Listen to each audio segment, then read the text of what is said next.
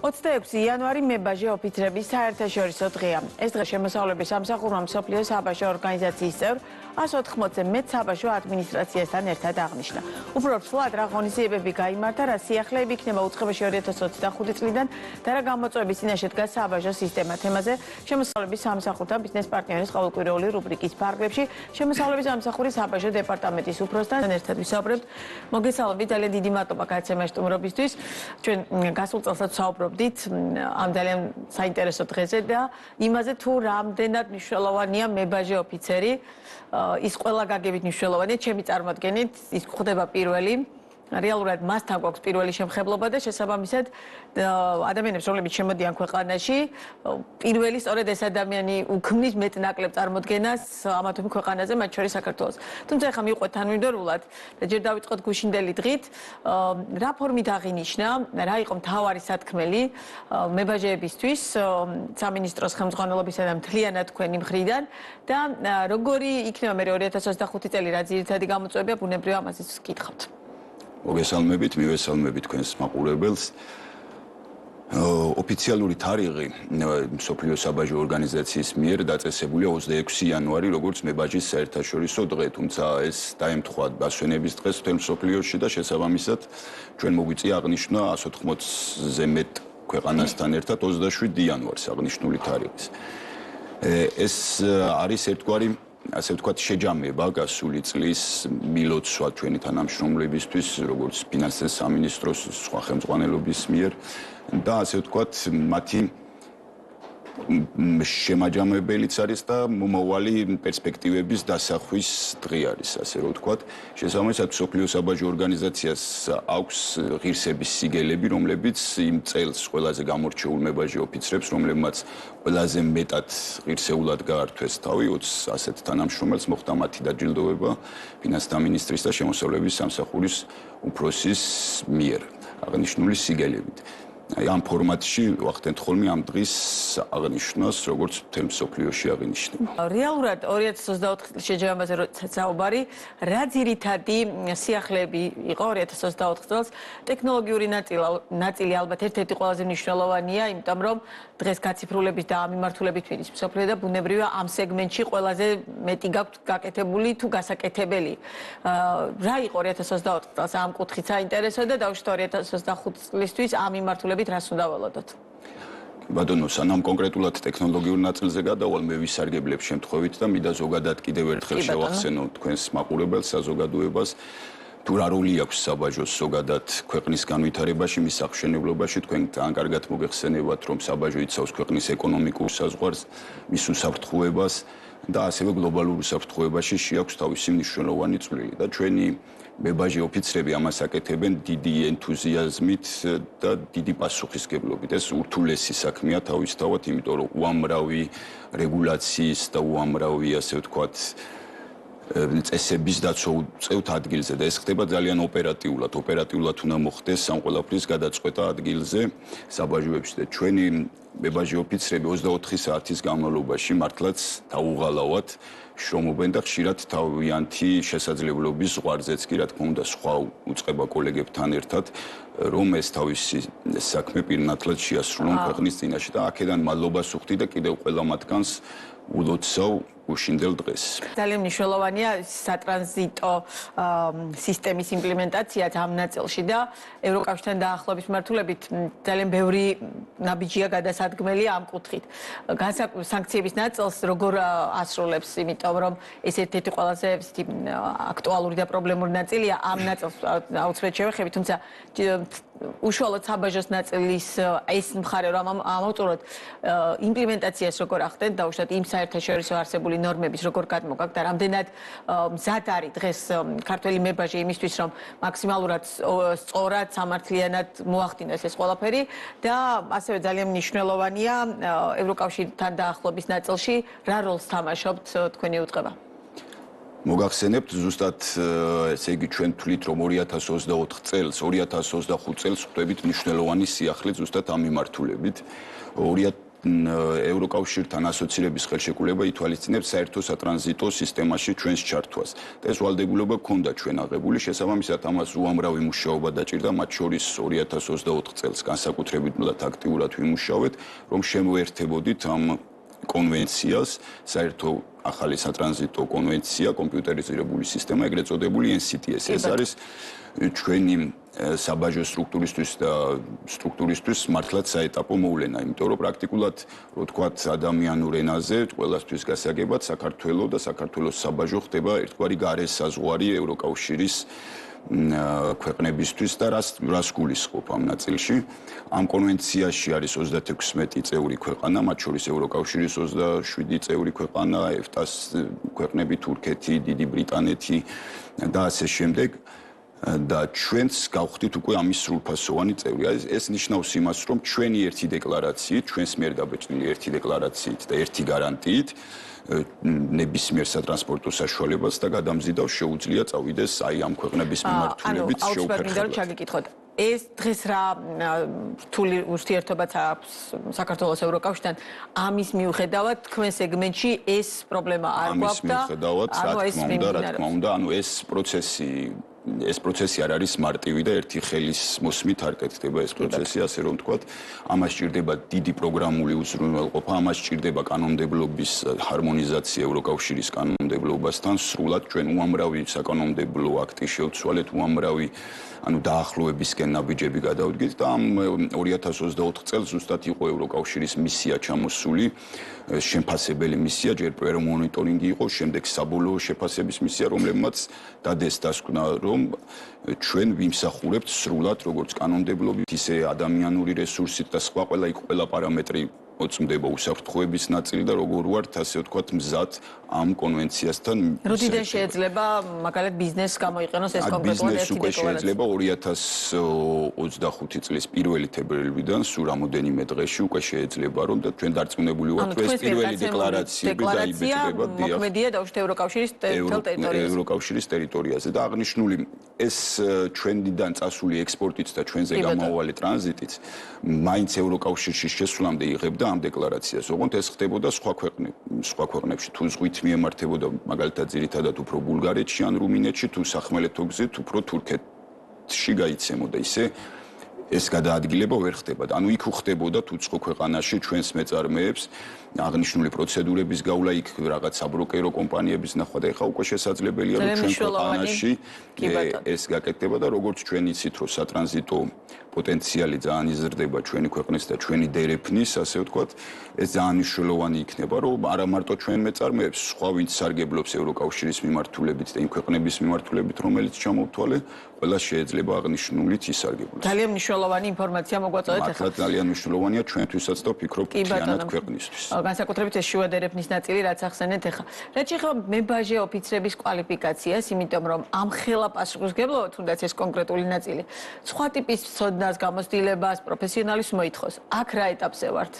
თუნდაც თავად ის ფაქტი, რომ ელექტრონულად რადგან ხდება ეს პროცესი მთლიანად და ჰარმონიზაცია რადგან გიწევთ, მხოლოდ კანონების არაბუნებრივი ამ მთელი ამ ყველაზე ფესროთავიდან მარტო იმდენი კოდი გაქვთ შესამოწმებელი. ერთხელ ვნახე ეს ჩამონათვალი და წარმოვიდგინეთ თვითონ მებაჟეს ამ სიტუაციაში რამდენად სხვა ტიპის პასუხისმგებლობა ევალება. აი აქ როგორი სურათი გვაქვს?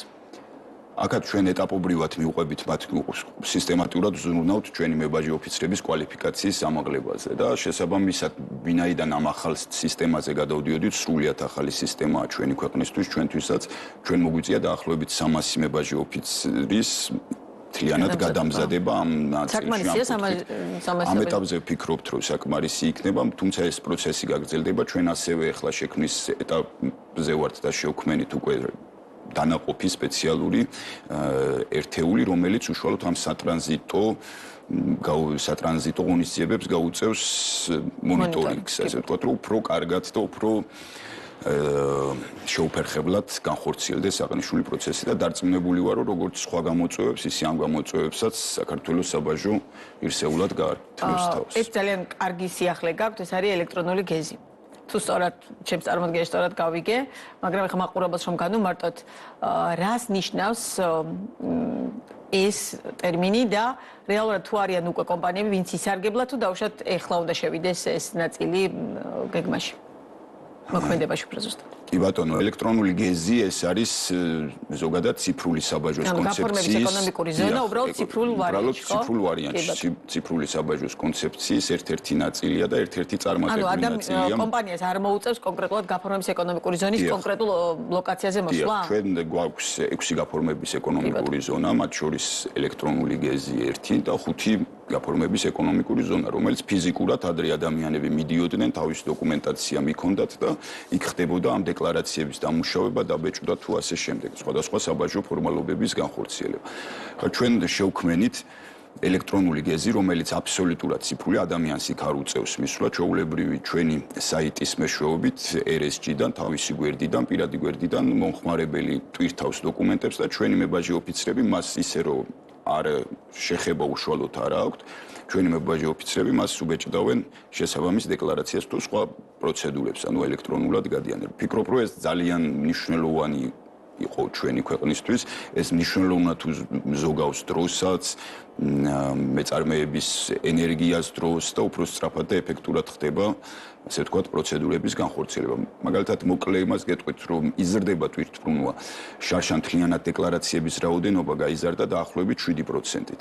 ხოლო ელექტრონული დეკლარაციების რაოდენობა უკვე ამაში გაიზარდა 13-14%-მდე.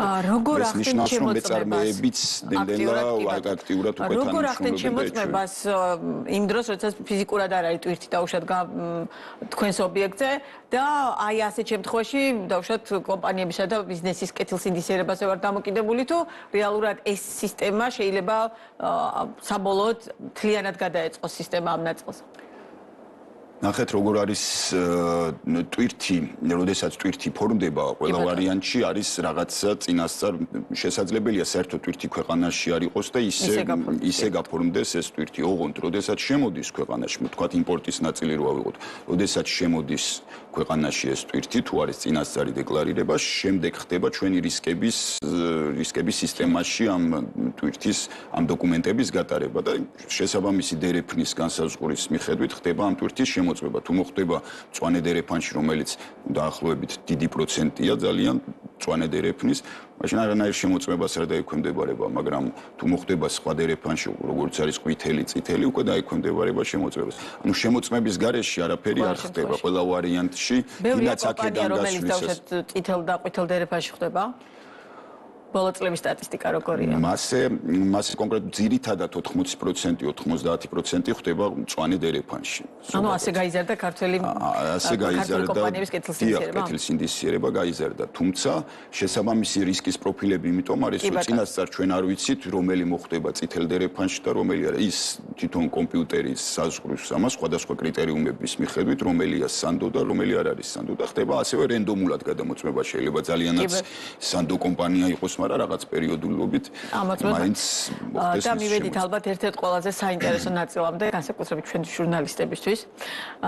მიუხედავად იმისა, რომ საქართველოს მთავრობას მათ შორის შემოსავლების სამსახურს თქვენ ამ ეთერშიც განგიცხადებიათ ბევრჯერ რომ საქართველოს მაქსიმალურად ყველაფერს აკეთებს, რომ რაიმე ტიპის სანქციის განთავისარიდება არ მოხდეს.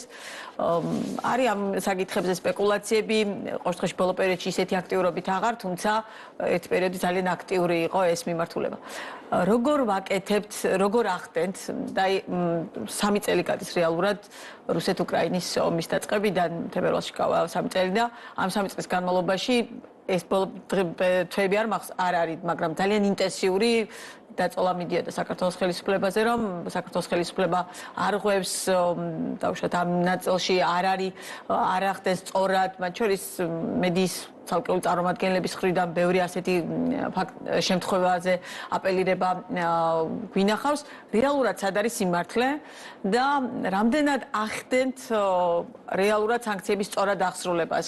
მათ შორის აქ ძალიან მნიშვნელოვანია ის სეგმენტი, რომ ჩვენ პირობითად რუსეთის ფედერაციისთვის ჩვენ არ გვაქვს სწორხრივი სანქცია დაწესებული და აი ამ დროს ამ ბალანს, ამ სწორად როგორ ახდენთ ამის გაკეთებას, ეს არის ჩემი მთავარი შეკითხვა. კი ბატონო, ძალიან საინტერესო შეკითხვაა და ყოველთვის მეც მიყვარს ხოლმე ამ თემაზე საუბარი, იმიტომ რომ ძალიან აქტუალური თემაა და ყოველთვის წელგამართული ხართ ამ ნაწილში ძალიან თამამად შეგიძლიათ გიპასუხოთ, რომ აბსოლუტურად წელგამართულები ვართ ამ ნაწილში და ვინც ღრმათ არის ჩახედული, ხო, მაგრამ მარტო ჩვენს ქვეყანაში, ისე ჩვენ ქვეყნის ფარგლებს გარეთ, ჩვენ პარტნიორ ქვეყნებს გულისხმობ. იმათაც ძალიან კარგად იციან როგორ არის, მაგრამ ხშირ შემთხვევაში მაინც არის ხოლმე სპეკულაციები, როგორც თქვენ ახსენეთ, გარკვეული ჟურნალისტების მხრიდან თუ სხვადასხვა ორგანიზაციების მხრიდან, რომელიც პერიოდულად რატომღაც ამბობენ. საერთოდ თქვენი კოლეგები ევროკავშირის ქვეყნებიდან ისინი როგორ რეაგირებენ? მათ უქონდათ შენიშვნები ჩვენი კოლეგებთან, როგორც ევროკავშირის მხრიდან, ასევე ამერიკის შეერთებული შტატების მხრიდან, დიდ ბრიტანეთთან ჩვენ დამიჯერეთ, გვაქვს ძალიან ოპერატიული თანამშრომლობა, ანუ თითქმის ყოველდღიური თანამშრომლობა ამ ტექნიკურ დონეზე და ჩვენ აქტიურად ვცვლით ინფორმაციებს ამ ნაწილში. ანუ აქ მართლა თამამად შეიძლება ითქვას, რომ საქართველოს პირნათლად ასრულებს დაწესებულ სანქციებს და ჩვენი ქვეყანა არ არის გამოყენებული ამ სანქციებისგან თავის არიდების ნაწილში. იცით რომ ხარ როგორც წეგან ვახსენეთ, ეს ტვირთბრუნვა ბუნებრივად გადმოინაცვლა აქ ჩვენ დერეფანში, იმიტომ რომ თუნდაც იმიტომ რომ პორტები უკრაინაში ვერ მუშაობს, რუსეთის პორტები დასანქცირებულია და ჩვეულებრივი ის ტვირთებიც, რატომღაც ესეც სპეკულაციის ის არის ხოლმე რომ გაიზარდა რომელიღაც შუააზიურ ქვეყანაში რაღაცის გატარება, ხო? ჩვეულებრივი ტვირთები რაც ტრადიციულად მიდიოდა იმ დერეფნით, ეხლა მოუწიათ ამ დერეფნით გადმოტანა. არ ნიშნავს ეს, რომ რაღაცა სანქციებისგან თავისარიდება ხდება. თუმცა რა თქმა უნდა, როდესაც ამ ხელა მასშტაბია, იქ ყოველთვის არის მცდელობა, რომ ვიღაცამ თავი აარიდოს. სერიოზული მცდელობები იყო? აი წელს მაგალითად 2024 წელს რომ შევაჯამოთ 429 შემთხვევა ქონდა, როდესაც ჩვენ მხრიდან მოხდა იდენტიფიცირება და ქვეყნიდან ანუ უკან გაბრუნება ამ ტვირთის და შეჩერება და გაფორმებაზე უარის თქმა სანქცირებული ტვირთის გადაადგილებას გულისხმობ. ხოლო 450 შემთხვევას ისე წერილობითი პასუხი და ახსნა განმარტება მიეცა, რომ თქვათ რა შეიძლება და რა არ შეიძლება კონკრეტულ кейსებს გულისხმობ. ანუ ეს კონკრეტული кейსებია. ჯამში სულ 2000 დაწესებიდან 2200-მდე გვაქვს შემთხვევა, როდესაც უკან იქნა გაბრუნებული ეს საქონელი და აღიკვეთა სანქციებისგან თავისარი. ძალიან მნიშვნელოვანია თქვენი კოლეგები სპეციალურად ვახსენე ევროკავშირიდან თქვენ დაამატეთ ამერიკის შეერთებული შტატები და ბრიტანეთი. დაუშვათ მათი მხრიდან თუ ყოფილა მომართვა კონკრეტულად ამა თუ იმ кейსთან დაკავშირებით, რომ აი ეს კონკრეტული ტვირთი წამოვიდა და აი ამ საკითხზე რეაგირებას ითხოვდნენ, ან საერთაშორისო მედიაში გაჟღერებული ან გავრცელებული ინფორმაციაზე თუ მოუთხოვიათ თქვენთვის ახსნა განმარტება, რომ ეს რეალურად ასეა თუ არა, იმიტომ რომ ჩვენ საერთაშორისო მედიაშიც ამ თემასთან დაკავშირებით ხედავდით პუბლიკაციებს.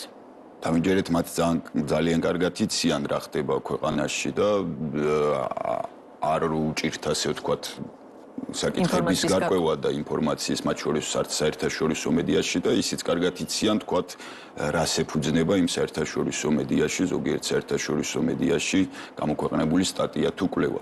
შესაბამისად კიდევ ერთხელ ვამბობ, ჩვენ გვაქვს ძალიან აქტიური ამ ნაწილში აქტიური თანამშრომლობა და აბსოლუტურად ღიად და თამამად შემიძლია ვთქვა, რომ საქართველოს ტერიტორია არ არის გამოყენებული სანქციებისგან გვერდის საულის ნაწილში. და ჩვენი საუბრის ბოლოს მოკლედ რომ მითხრათ 2025 წელს დაგეგმილი ღონისძიებების შესახებ და იმ რეფორმების შესახებ, რომლის გატარებაც მოგიწევთ, ერთ ძალიან მნიშვნელოვანზე ევროკავშირთან თანამშრომლობის ნაწილს ჩვენ უკვე ვისაუბრეთ, სხვა რა ტიპის ღონისძიებებია დაგეგმილი?